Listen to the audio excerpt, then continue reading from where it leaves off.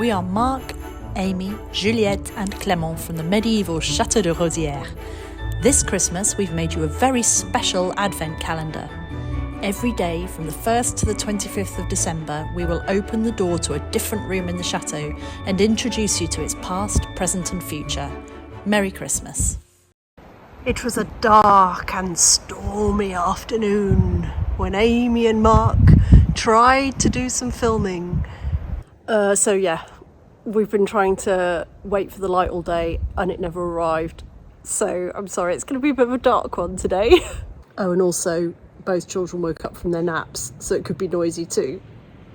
Hello everybody, this is Amy and Marc from Chateau de Rosieres, and we have both children with us today, as I said, but they are playing in the next room because this is yet another tiny room, isn't it? Yep.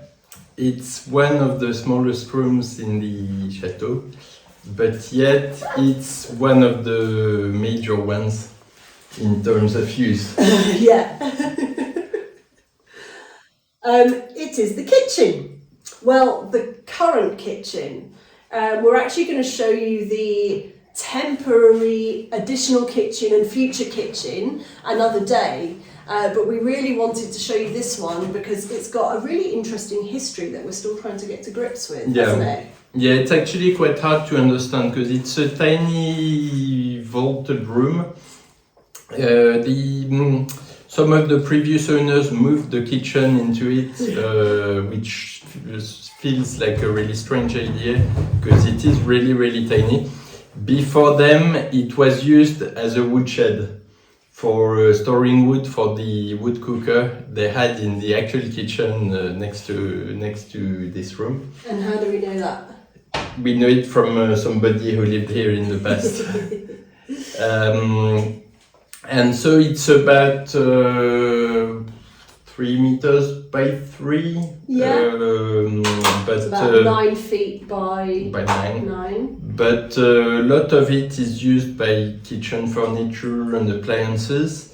We already cleared some of it because there used to be a hob behind me with a massive extractor fan that took all the space, and everybody kept knocking their heads on it. Oh yeah, it was always just at forehead height, at the corner of it, wasn't it? Yeah, so there was absolutely no space in here. Plus, there are some sewage pipes coming down the ceiling from upstairs, from above, which takes up a lot of wall space, which means that the fridge, for instance, can't fit against the wall. So it's about 20 centimeters away from the wall, which takes even more space in an already tiny room. And we have about this much counter space in here as well. Yeah, it's a really strange idea because you would think in a chateau that they could have found another place to do a more comfortable kitchen, but apparently not. And so we're sort of stuck dealing with it at the moment because the plans we have, which we'll show you another day for the new kitchen, are massive, and we need to move out before we can do those plans. And so what we're doing here is we took out the gas hob that was here, so we've got a tiny bit more counter space, and we put a freestanding one in the other room, but we've still got the oven that's desperately bad condition and falling apart. We've had a few issues with it. Still got the sinks that block all the time because there's no slope on them. And we've got the coffee machine and the kettle and a microwave and a fridge. That's it. This is what we've got in here. And our most looked forward to renovation is going to be the kitchen, isn't it? Yeah.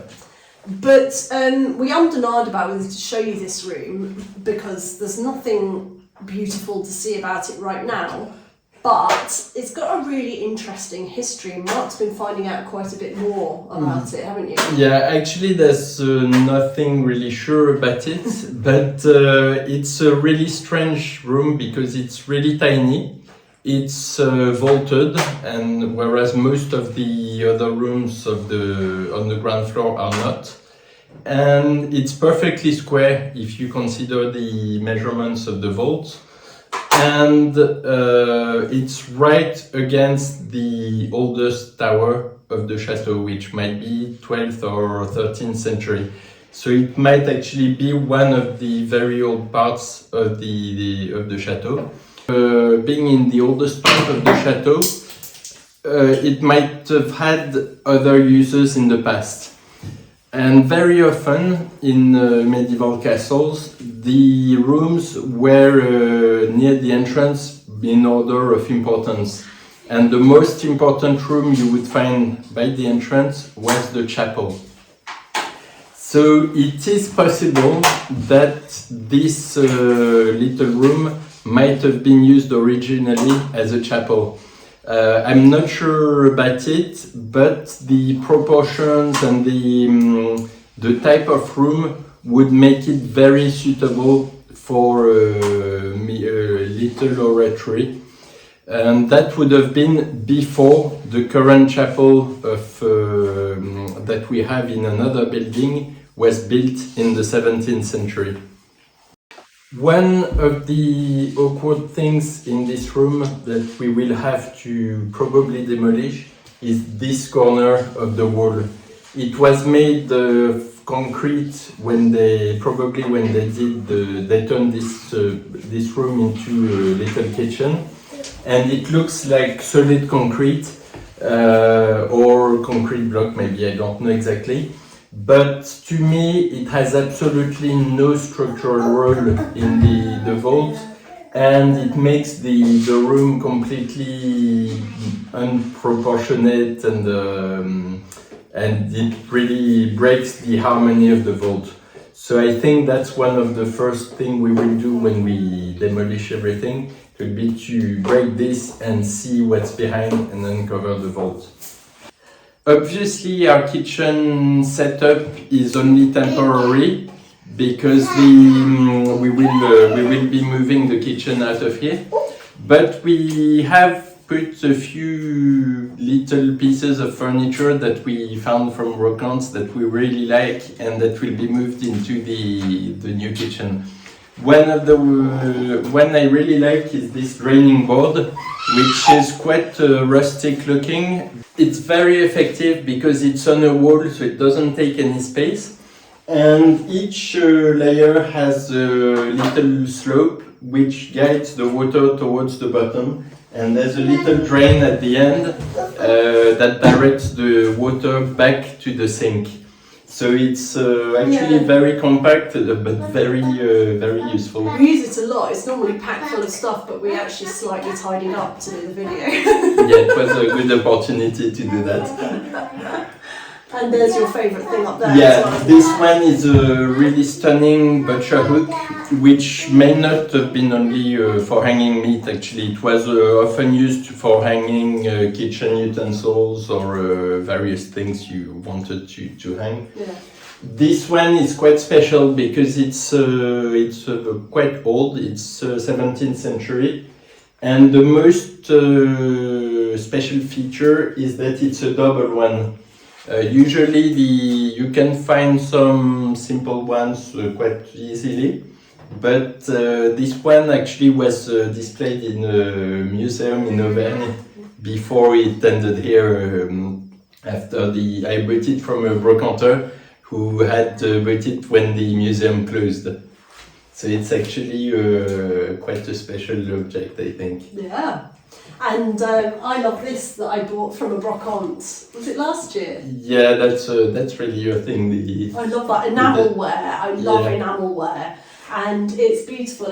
It's for hanging dish towels, and it's got one for wiping your hands, one for drying glasses, one for drying knives, and one for what's the last one?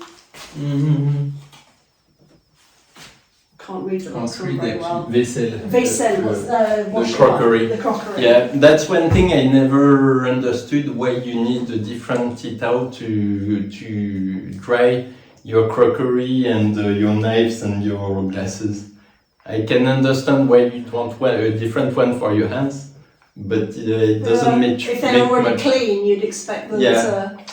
Yeah, I don't see why it would be. Maybe one's more about polishing, and one's more about drying. Possibly. Anyway, we don't respect the signs. Yeah, I do. We just hang the dish towels on them, the drying up towels. I'm quite impressed that all 4 of us are fitting into the kitchen to do this filming. Yeah. There's also another couple of bits of enamelware in here. There's one really nice one for hanging the ladles on. That is another brocante find. And there's also some things from IKEA, just because they're very practical.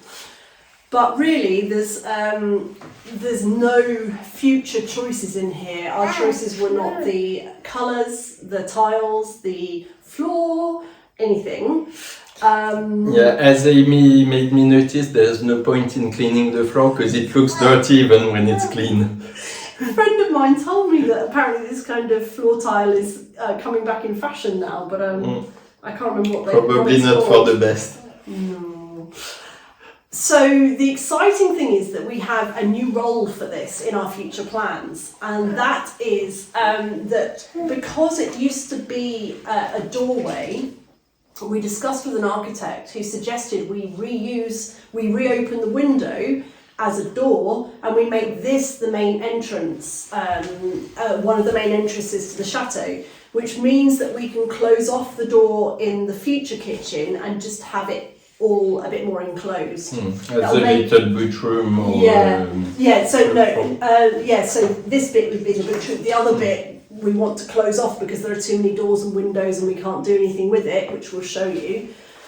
But this room, once we've taken out all these units, we want to make it a beautiful little entrance hall with, not the main entrance, beautiful, not the main entrance hall, but the back entrance hall, as it were. And we want to just maybe put cupboards on one side and nice bits of furniture as places we can come in, take our shoes off, put them there, because at the moment the entrance that we use the most is at the back of the chateau, and it's straight into where we use the kitchen, which is where the kids play on the floor, and it's just really dirty and messy all the time. And to be able to separate that out would be lovely. And also I think we'd be able to show off the historical features of this room a lot better, wouldn't we? Yeah, it will look a bit bigger once the vault is cleared all the side stuff, cleared off all everything. And so I'm sure it will look a lot better. So I think the children are trying to claim their dinner now. You'd think we never fed them, wouldn't you? When they get at least one meal a day. So we'll leave you here, since we're already in the kitchen to make their food. And we'll see you again tomorrow. Clement, do you want to say bye-bye? Bye-bye, everybody.